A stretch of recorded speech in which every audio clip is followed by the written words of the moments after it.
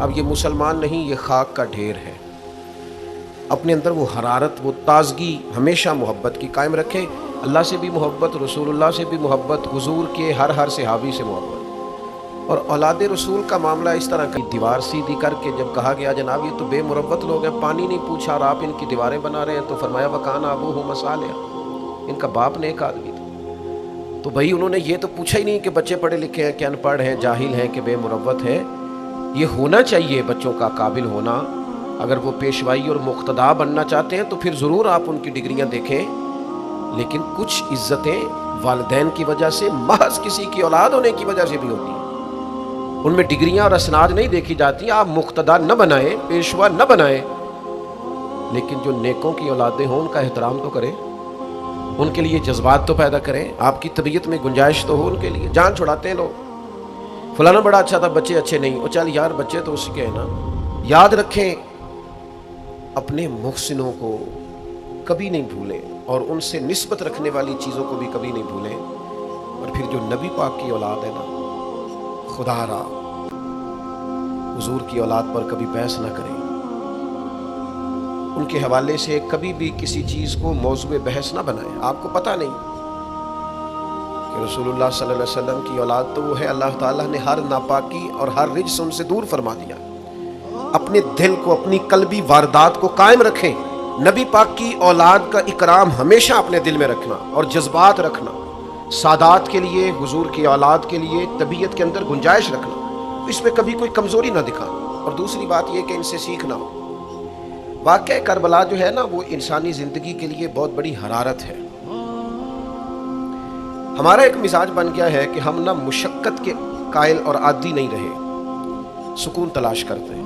اب تو ڈھیر سارے لوگ ایسے ہیں کہ ذرا کوئی مصیبت آئی نہیں تو ان کے ہاتھ پیر پھولنے شروع ہو جاتے ہیں۔ انجانا خوف اور بے مقصد قسم کی باتیں لوگوں کو ڈراتی ہیں۔ اور پھر میں نے دیکھا ہے کہ اگر ان کو اپنی ذات کے لیے، اپنی اولاد کے لیے، اپنے گھر کے لیے سکون مل گیا ہے، آسودگی مل گئی ہے، وسائل جمع ہو گئے، تو وہ کہتے ہیں مجھے کیا مصیبت بنی ہوئی ہے، اب میں جاؤں، بس کافی ہے۔ قوم کے بچوں کے لیے، ملت کے لیے، وطن کے لیے، دین کے لیے کون جد و جہد کرے؟ میرا گھر سکھی ہے، آسانی ہے، لہذا مجھے مشقت میں پڑنے کی کیا ضرورت ہے؟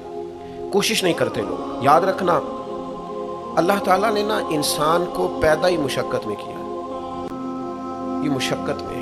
رب فرماتے ہیں میں نے اس کی پیدائش، اس کا خمیر ہی مشقت والا بنایا۔ اللہ کریم نے قرآن مجید میں فرمایا لَقَدْ خَلَقْنَا الْإِنسَانَ فِي كَبَدٍ، فرمایا بے شک ہم نے آدمی کو مشقت میں رہتا ہوا پیدا کیا، پیدا ہی اس کو کبد کیا ہے، مشقت میں رہتا ہوا۔ اس نے مشقت کر دی، بچپن میں بھی مشقت ہو۔ چلیں کچھ تھوڑا سا آپ کو سمجھانے کے لیے بات کر لیتے ہیں۔ پرائمری اسکول میں جانا کتنا مشقت کا کام تھا، ساری رات لوگ منصوبہ نہیں بناتے تھے سویرے چھٹی کرنے کا، وہ کتنی بڑی مشقت کا کام تھا۔ جب 3 مہینے کی چھٹیاں ہوتی تھیں تو وہ، اللہ کرے کوئی میں ایسا جملہ نہ بولوں، اساتذہ بڑے قابل احترام ہوتے ہیں، لیکن ہمارے جو استاد صاحب تھے نا وہ تو صرف ایک آدھ چیپٹر چھوڑتے تھے، باقی کہتے ساری کتابیں لکھ کے لے آنا۔ تو وہ جب وہ سبق دے رہے ہوتے تھے مشقت کا، تو بندہ سوچتا تھا کہ چھٹیاں آرام کرنے ملیاں ثانیہ، یہ والی مصیبت کرنے کو ملی تھی۔ جہاں چھٹیوں پہ رہے ہوتے تھے مشقت بڑھ جاتی تھی۔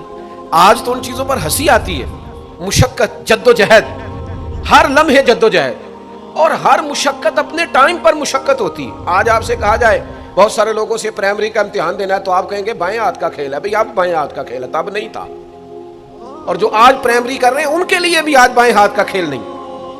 ہر مشقت اپنے وقت پر مشقت رہتی ہے۔ کسی وقت کسی چیز کا انتظام کرنا آپ کے لیے، تو حضور علیہ الصلوۃ والسلام کو اللہ تعالیٰ نے غیب کے خزانوں کی کنجیاں عطا فرمائی ہیں۔ قریب مسکرا کے فرمانے لگے زید اس بیماری سے پریشان نہ ہو، اس سے تو آپ نے ٹھیک ہو جانا ہے۔ اس روایت پر خاص غور کرنا کیا کہہ رہا ہوں، فرمایا اس سے آپ نے پریشان نہیں ہونا، اس سے تو آپ نے ٹھیک ہو جانا ہے، مسئلہ ہی نہیں۔ ہاں اس کے بعد ایک وقت آئے گا آپ کی آنکھوں کی بینائی رخصت ہو جائے گی اور عمر بھی آپ کی لمبی ہوگی، یعنی ایک بڑھاپا، ایک نظر چلی جائے گی۔ اب آپ یہاں غور کریں سرکار تربیت کیا کر رہے ہیں۔ حضور فرما رہے ہیں یہ جو مشکل ہے یہ تو گزرنے والی ہے، اس کے بعد جو مشکل آنے والی ہے وہ اس سے بڑی ہے۔ فرمایا زید اس کے بعد آپ کی بینائی چلی جائے گی اور عمر بھی لمبی ہوگی، تو بتائیے اس وقت کیا کریں گے؟ تو حضرت زید بن ارقم رضی اللہ تعالیٰ عنہ عرض کرنے لگے یا رسول اللہ میں اللہ کی رضا پر ثواب کی نیت سے صبر کروں گا۔ معنی کیا ہے؟ دکھ قبول محمد بخشا راضی رہن پیارے، ٹھیک ہے اگر بینائی جائے گی اور بڑھاپا آئے گا تو قبول کریں گے، رب کی رضا کے لیے ثواب کی نیت سے صبر کریں گے۔ ایسے بھی کبھی دنیا میں میدان لگتے ہوں گے کہ بیماری آئے گی، بتایا جا رہا ہے اور پوچھا جا رہا ہے کہ تو کیا کرے گا، تو بتا رہے یا رسول اللہ صبر کروں گا، تو نتیجہ بھی وہی بیان ہو رہا ہے، یعنی سارا سودا نقد و نقد۔ اسی وقت ہتھیلی پہ سرسوں جم رہی ہے، حضور نے فرمایا کیا کرو گے؟ یا رسول اللہ صبر کروں گا اللہ کی رضا کے لیے ثواب کی نیت سے۔ تو حضور فرمانے لگے اگر تو صبر کرے گا تو پھر نتیجہ سن، اللہ تجھ سے حساب نہیں لے گا، بغیر حساب ہی جنت عطا کر دے گا۔ وہ میرے بھائی ایک مشکل سے آپ گزر گئے، اب آپ کو اگلی مشکل کے لیے تیار رہنا ہے۔ بدر ہو گیا، معرکہ بدر ہو گیا، بہت بڑی کامیابی سمیٹ کے مسلمان لوٹ آئے، پورے کفر پر دھاک بیٹھ گئی، بڑے بڑے موٹے کافر سارے بدر میں مارے گئے، ابو جہل مارا گیا، عتبہ عتیبہ مارے گئے، چوٹی کے کافر مارے گئے، تو کیا اس کے بعد پھر معاملہ ختم ہو گیا؟ اتنی بڑی فتح سمیٹ کر مسلمان آئے، لیکن تھوڑے عرصے کے بعد احد میں جانا پڑا۔ بھئی آپ تو فتح یاب ہو گئے، کامران۔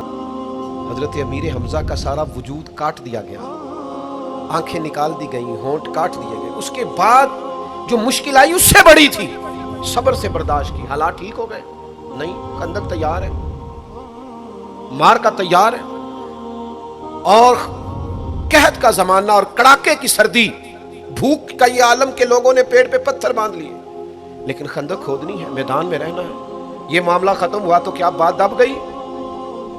عمرے کے لیے گئے